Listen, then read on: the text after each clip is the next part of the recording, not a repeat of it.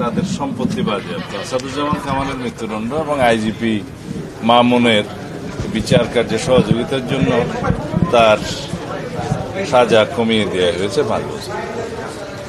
তবে আরো অনেক মামলা তাদের বিরুদ্ধে আছে এবং সেই মামলাগুলো আশা করি ন্যায় বিচার প্রতিষ্ঠা হবে, সবাই সুবিচার পাবে। আজকের এই আদালতের রায়ের মধ্য দিয়ে কয়েকটি জিনিস প্রমাণিত। ফ্যাসিস্ট স্বৈরাচার যত শক্তিশালী হোক, যত দীর্ঘদিনই রাষ্ট্র ক্ষমতা অবৈধভাবে পরিচালিত করুক, ক্ষমতা ভোগ করুক, তারা একদিন না একদিন আদালতের কাঠগড়ায় তাদের দাঁড়াতেই হবে।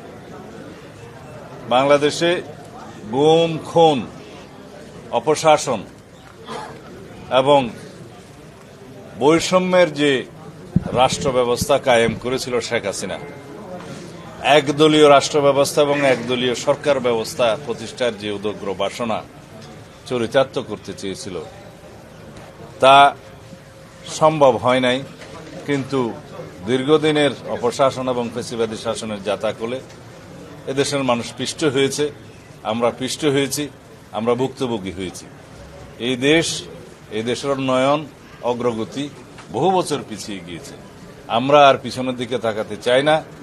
দেশে ন্যায় বিচার প্রতিষ্ঠা হবে সর্বক্ষেত্রে, আইনের শাসন প্রতিষ্ঠা হবে সর্বক্ষেত্রে এবং এর মধ্য দিয়েই আগামী দিনে একটি শক্তিশালী গণতান্ত্রিক রাষ্ট্র বিনির্মাণ হবে।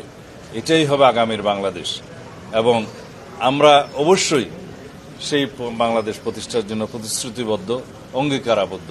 আমরা সংস্কারের মধ্য দিয়ে যাব, বাংলাদেশে আইনের শাসন প্রতিষ্ঠা করব, রাষ্ট্রে একটা ভারসাম্যমূলক রাষ্ট্র ব্যবস্থা এবং সরকার ব্যবস্থা প্রতিষ্ঠা করব ইনশাআল্লাহ। এই দেশের প্রতিটি মানুষ ভবিষ্যতে যাতে ন্যায় বিচার পায় সেরকম রাষ্ট্র ব্যবস্থা প্রতিষ্ঠার জন্য আমরা অবশ্যই অবিরাম সংগ্রাম চালিয়ে যাব। আজকে সেটা একটা মাইল ফলক প্রতিষ্ঠা হলো।